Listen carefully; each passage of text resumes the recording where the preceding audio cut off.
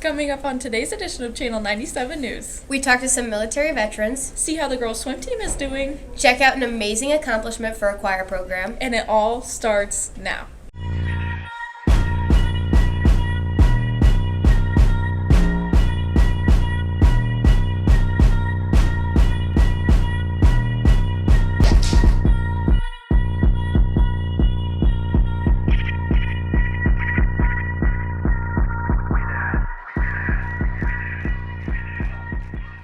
Welcome to the January edition of Channel 97 News for the 24-25 school year. I'm Cece Phoenix. And I'm Claire Goodman. Here are the announcements for the month. Spanish National Honor Society is partnering with the Pulsera Project this year, and we will be selling hand-woven bracelets and purses from February 3rd to February 17th during all lunches and during curriculum night on Thursday, February 6th from 6 to 8 p.m. Bracelets will be $5 and purses will be $15, cash only. All money raised will go directly back to the Pulsera Project, an effort to help artists and crafters in Guatemala and Nicaragua. We are so excited to make a global impact with your help, Tigers. Attention girls soccer players, tryouts begin Monday, March 3rd at our own Dave Robin Field. Be booted up and ready at 2:30. Tryouts will end around 4:30. See Coach Gunther in room 208 for any questions. Wayos!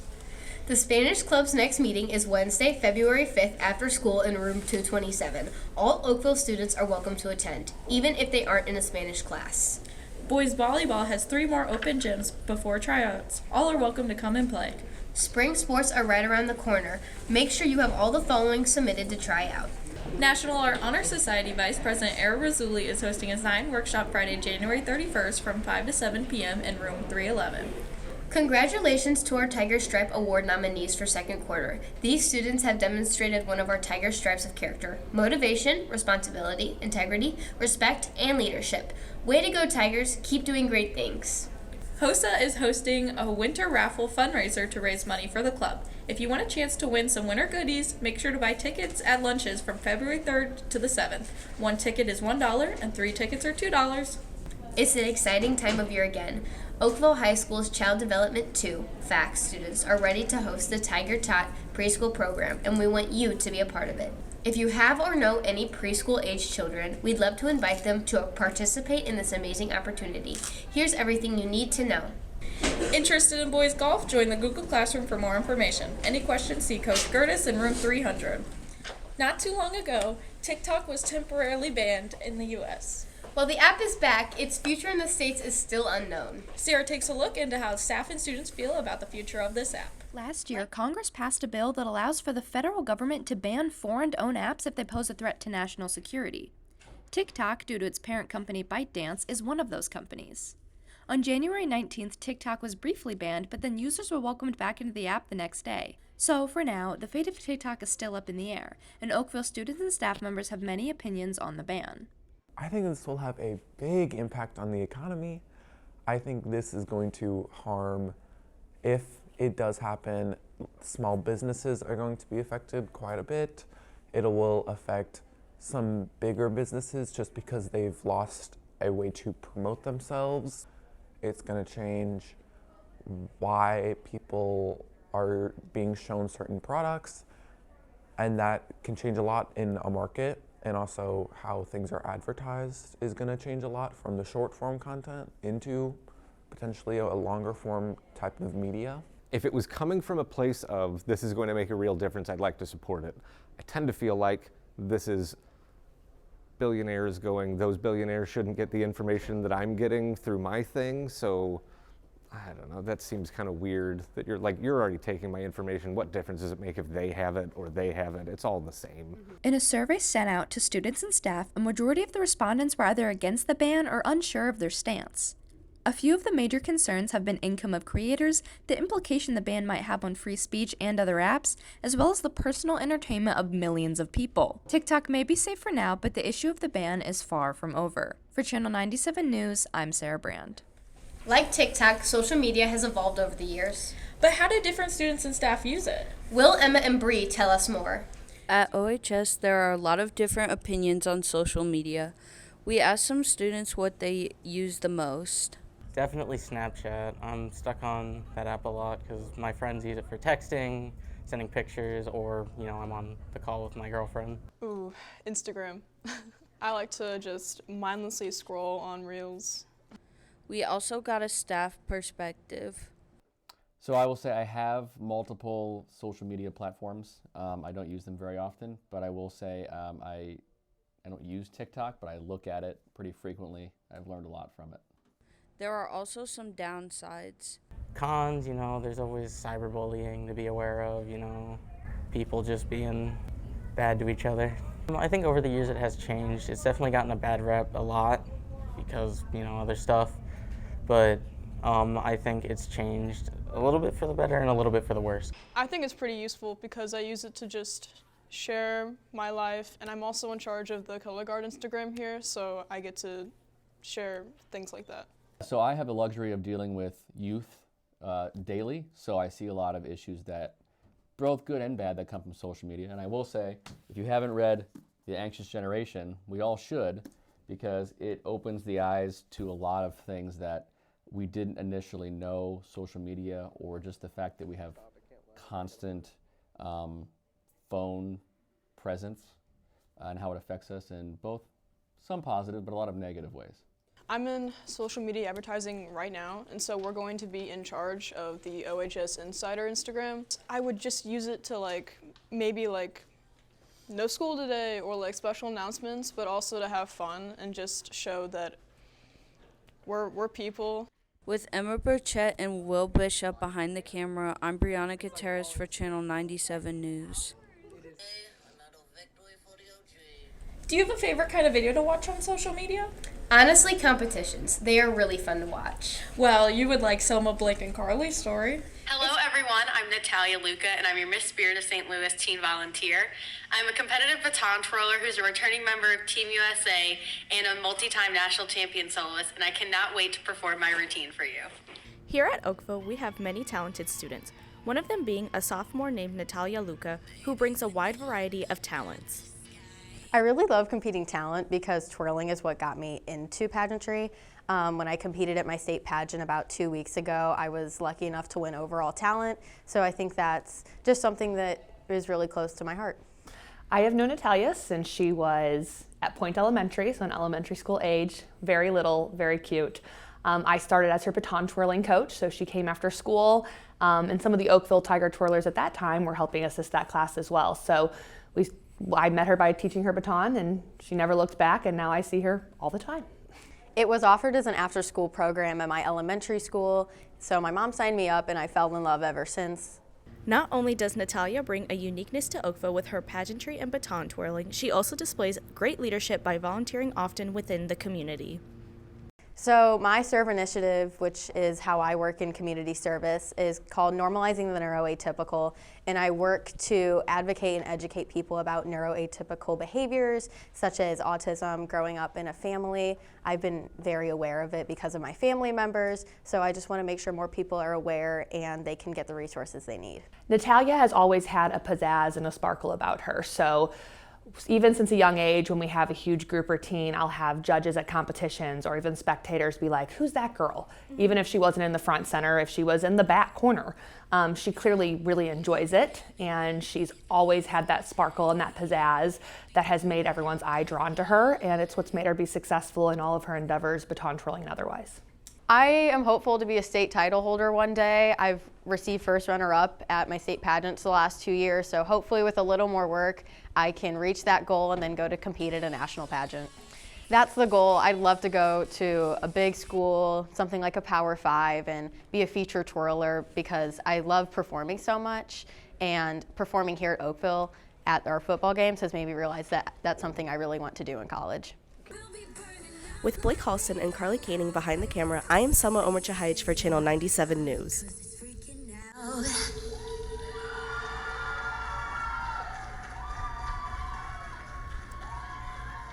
It's great to see her do what she loves. Some teachers have been far from home serving their country. Abby, Brendan, and Allison introduce us to some veterans and future recruits in our building. As the second semester begins, you may be thinking of some career paths you could take after high school. Several students are following in the footsteps of some Oakville staff and joining the armed forces. I was really pulled into the National Guard because It gave me like all the benefits of being in the military, but I could do what I really wanted to do. I think the most challenging part is going to be like the mental aspect with balancing such like a top secret job and also fears about it, just kind of being worried about succeeding in a kind of different job than I thought I was going to do. I was in the United States Navy from 1990 to 1996. I was stationed in Orlando, Florida, and then I went to Chicopee, Massachusetts, Windsor, Connecticut, and I ended up in Norfolk, Virginia. Well, I was in the nuclear power program for the Navy. It's tough to get in, tough to stay in, and I wanted the challenge. So the academic course load was pretty tough, about 75 hours a week of study and time, but it was worth it. I was in the United States Navy. I did 20 plus years. I retired actually out of the Navy also.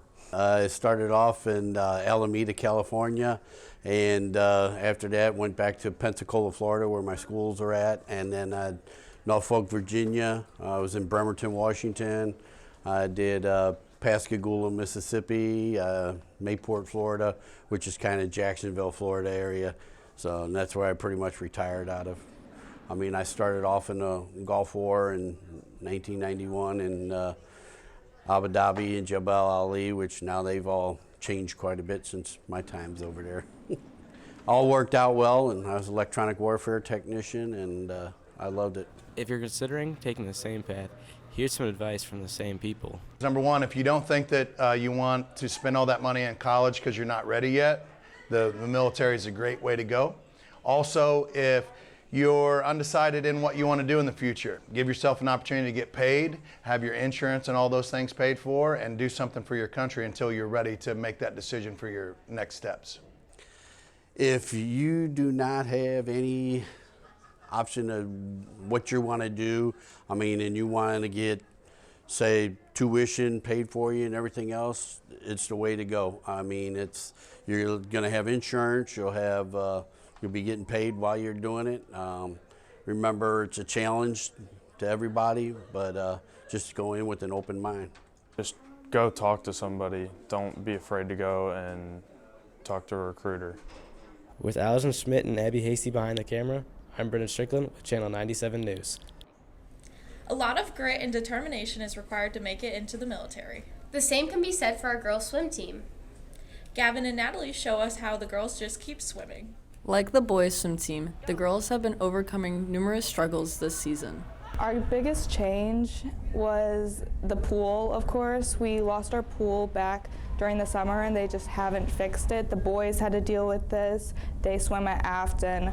We're swimming at Lindbergh all the time. Our practices are late at night. So we go home, we rest, and then we have to go to these practices really late at night and then get out when it's freezing cold out. And it's a big, huge change because our pool is completely gone.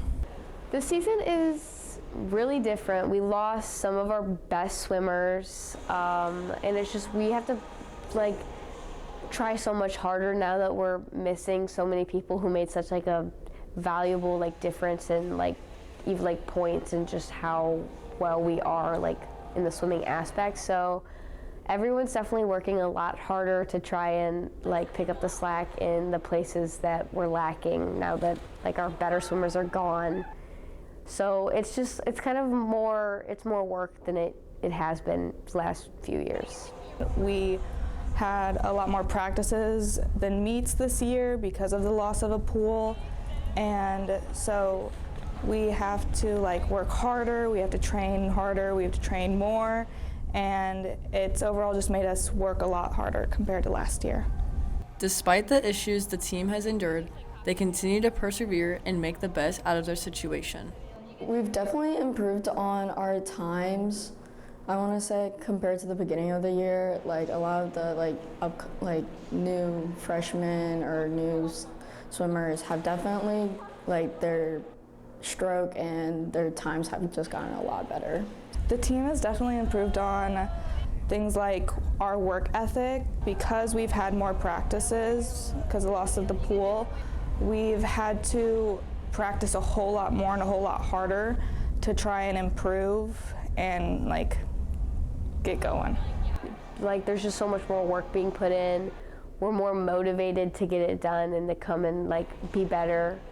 I think that a few of our swimmers are going to go really far.